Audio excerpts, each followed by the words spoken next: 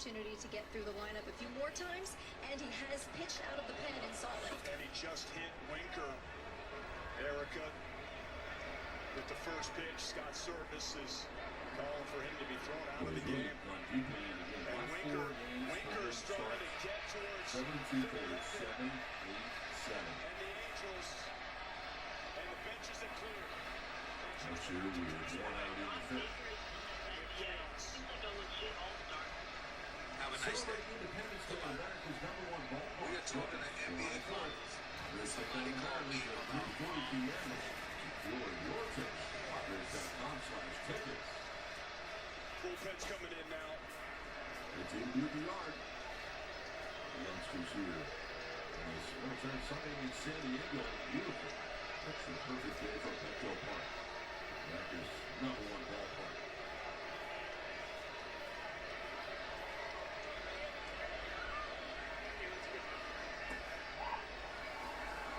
It's a ready 2-2 Schwarber.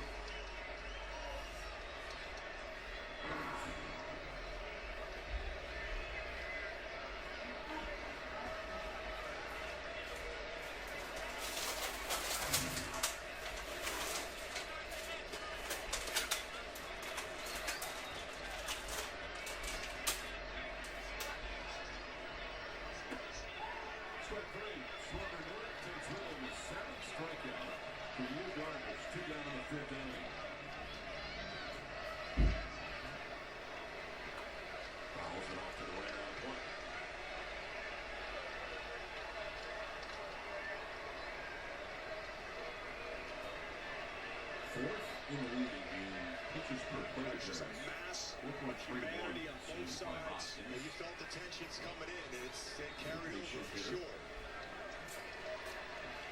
You've got Shohei Ohtani in there, Trout, the entire team.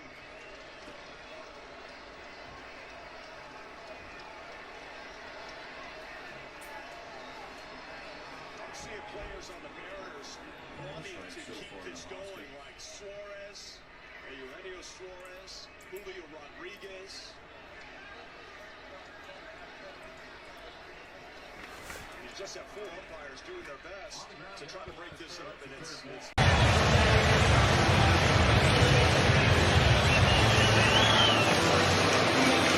that is the furthest shot put of some.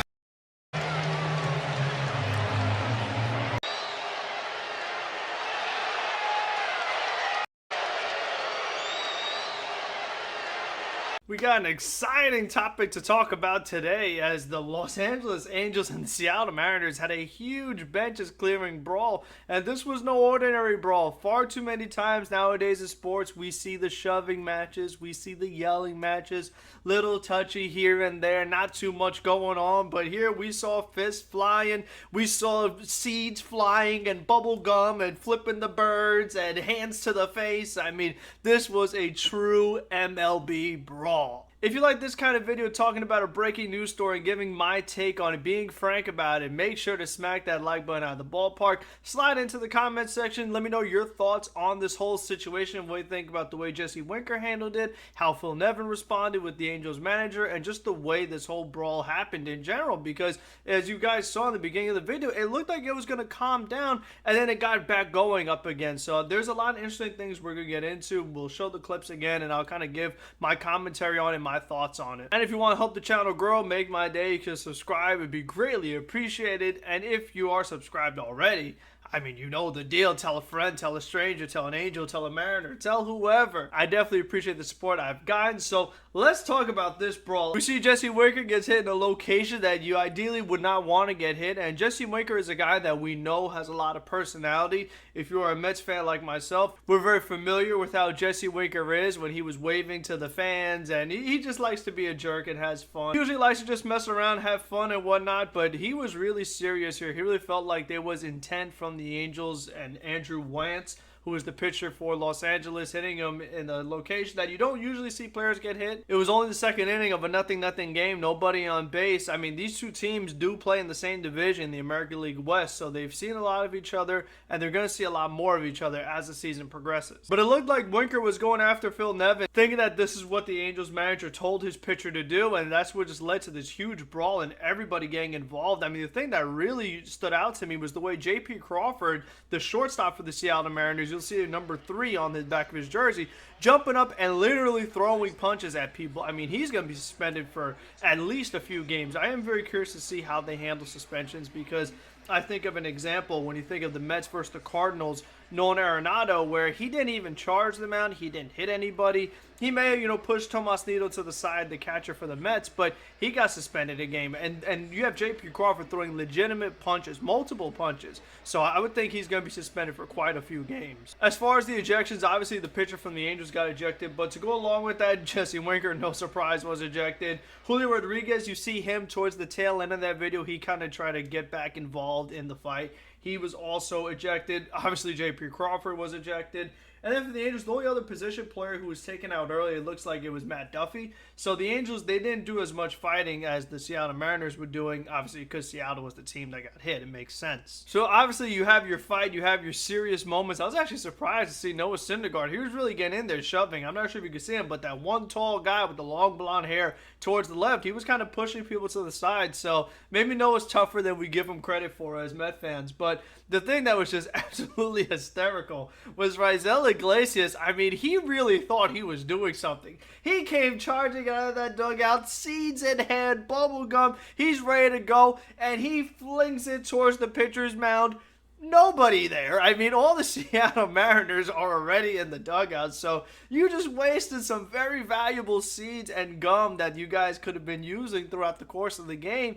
And I don't really know what kind of message he was trying to send. Maybe he was saying, if you guys try it again, next time I'll actually hit you with seeds. I mean, it's not really clear what Raisel Iglesias' motives was, but the Angels paid him a ton this offseason, so I'm sure he could afford the damages, that he could buy a whole new set of seeds and bubble gum for the team. And then even the Anthony Rendon situation with him shoving Jesse Winker, and you see Anthony Rendon had to use his left hand. His right hand has a big wrap on it because Rendon is out for the season after an injury. So Anthony Rendon, he was trying to get his other hand injured too. So that really was surprising, because Rendon, I feel like he's got the reputation of being a pretty good guy, very soft-spoken. He's not a guy that's always out there yelling, and you'd expect to be involved in some kind of altercation like this. So that definitely was a bit of a surprise.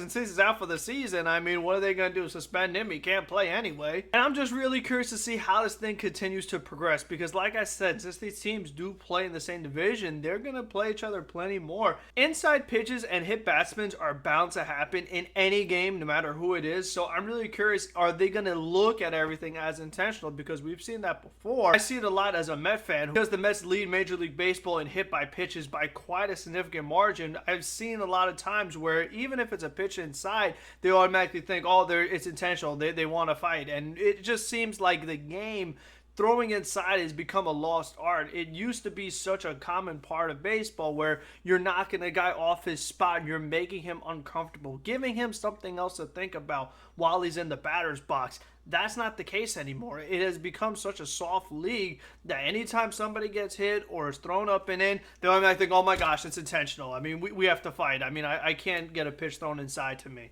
But again, I'm curious to see what the suspensions are and what everybody has to say after the game. But I hope you guys enjoyed this video. Let me know your thoughts on the whole brawl itself.